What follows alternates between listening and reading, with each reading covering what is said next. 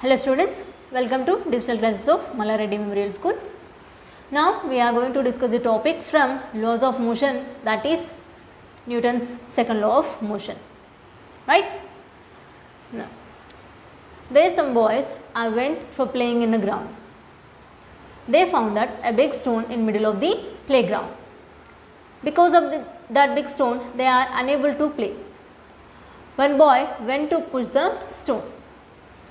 He is using all his might to push stone, but he is not even unable to move stone a tiny bit. Now, seeing this, a few of his friends come to the arena and they start pushing stone. And guess what? They are using all his might to push the stone. Right? So, the group of boys are using all his might to push the stone. So, here when they are using all his might to push the stone is moved a little bit. What happened here? Why was the boy alone? He is unable to move the stone. When the group of boys together, they were able to move the stone. We studied that when the force of the direction is same, their magnitudes add up, right? So, whenever the direction of the force is same, there the magnitudes are add up. So, here all his friends are pushing in the same direction, right? So, here all his magnitudes are add up, that is why the stone is moved a little bit.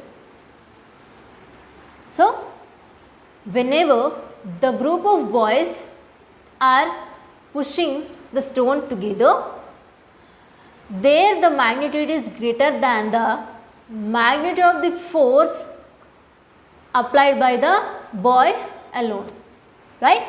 So, the boy force and this group of boys force is different here, right?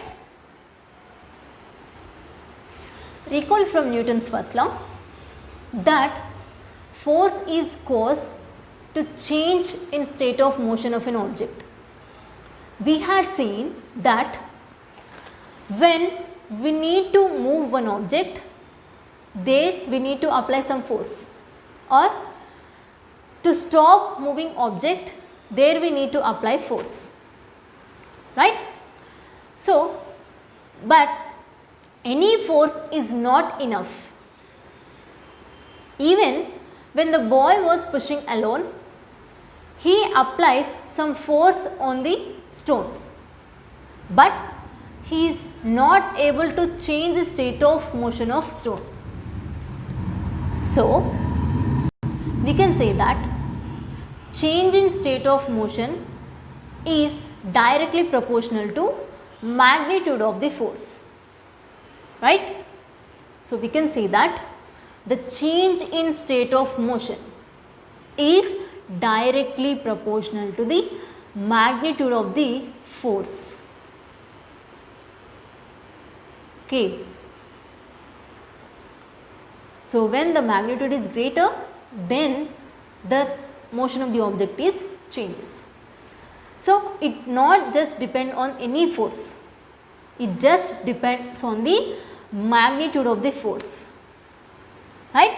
If the applied force is greater on the object, then we can saw that the change in state of motion will be greater, right? So, if the magnitude of the force applied is greater, then we can observe the change in state of motion is greater.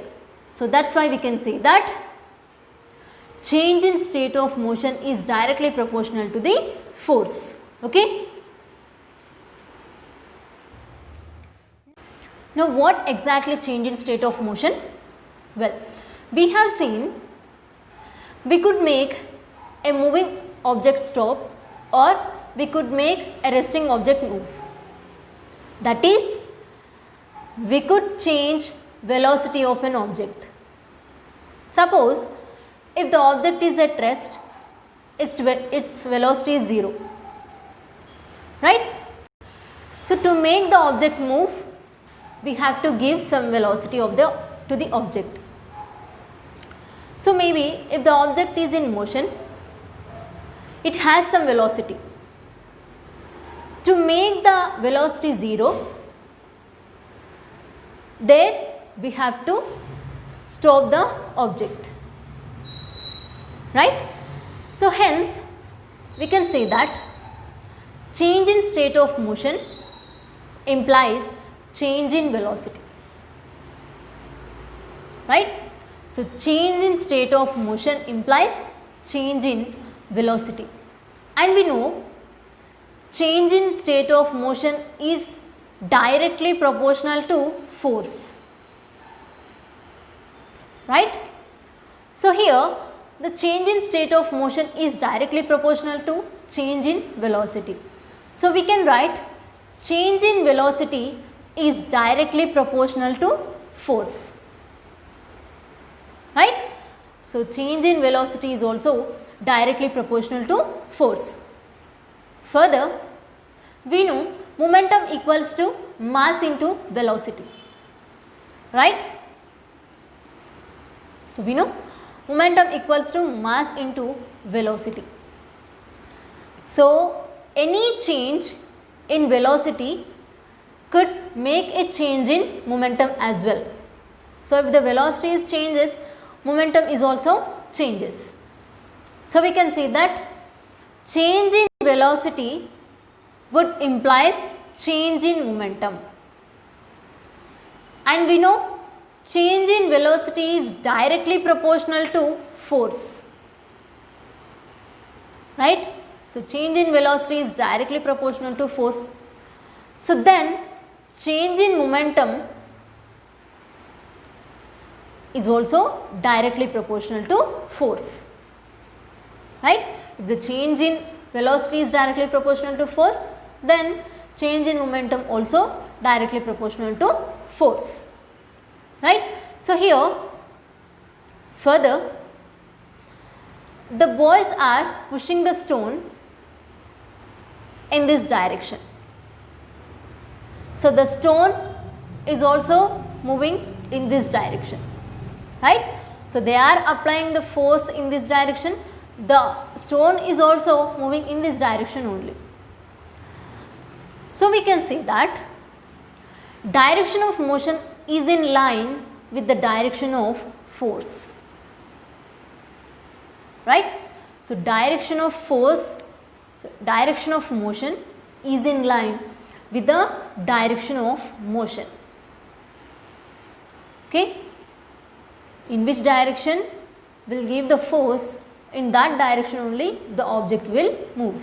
So we are pushing the stone in this direction here, so that is why the stone is also moving in this direction only. So we can say that direction of motion is in line with the direction of force, okay? So here these boys don't give up, they are pushing the stone continuously. So with this continuous pushing of the stone, they are able to move stone. So we saw that change in momentum is directly proportional to time for which the force is applied, okay? So change in momentum is directly proportional to time for which the force is applied. If the applied force is greater time, then change in momentum is greater, okay? If the applied force is in greater time, then change in momentum is greater. So further we can see that change in momentum is directly proportional to force, and change in momentum also directly proportional to time, okay? So change in momentum is directly proportional to force into time, right? So it is proportional to force and time. So we can write it is directly proportional to force into time. let us bring this time to this side. So what we'll get here? We'll get change in momentum by time, which is proportional to force. So we'll observe force is directly proportional to change in momentum by time for which force is applied, right? Force is directly proportional to change in momentum by time for which the force is applied. So we can say that force is directly proportional to rate of change in momentum, right? So, and this is what stated in his Newton's second law of motion. In his Newton's second law of motion, the rate of change of momentum, okay, the rate of change of momentum of an object is directly proportional to the applied force. The rate of change of momentum of an object is directly proportional to the applied force, and the change takes place in the direction of the force. Okay, the change takes place in which direction we are applying the force, in that direction only. Okay, so you can see that force is directly proportional to change in momentum by time for which the force is applied, that is rate of change in momentum, right? So we can say that rate of change in momentum.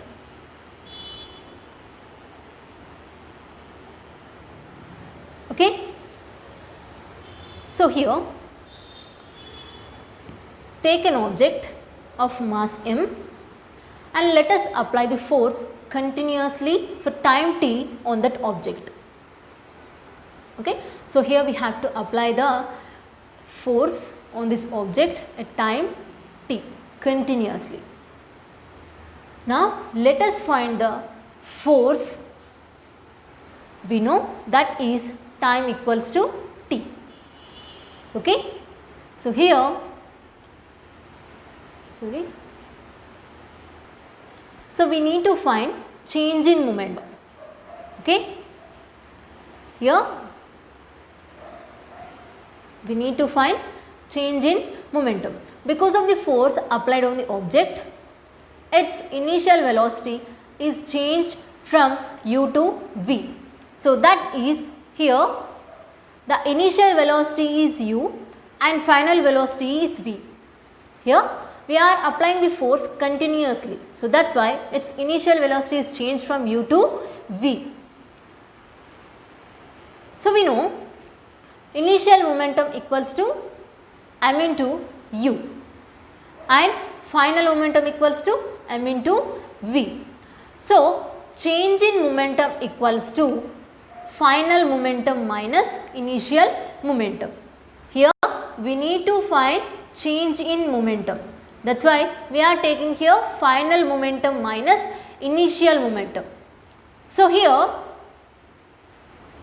the final momentum is mv and initial momentum is mu. So in both cases m is common over here. So take the m out. So we will get m into v minus u. Here the mass of the object is constant, only its velocity is changing here. So we got here change in momentum.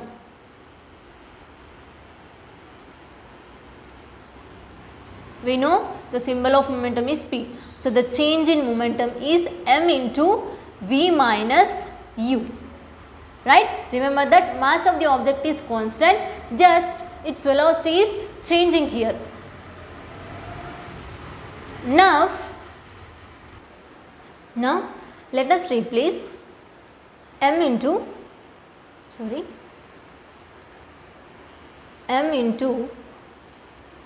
V minus U in this. Okay. So what we will get here when we are replacing this? Here force is directly proportional to m into V minus U by T. We know force is directly proportional to change in momentum by time for which the force is applied. Change in momentum is m into V minus U and time is a T. So that is why we got here force is directly proportional to m into V minus U by T, right. So we can write force is also directly proportional to m into A. Here A is nothing but acceleration, right. So when we are removing the proportionality, we will get the proportionality constant, that is a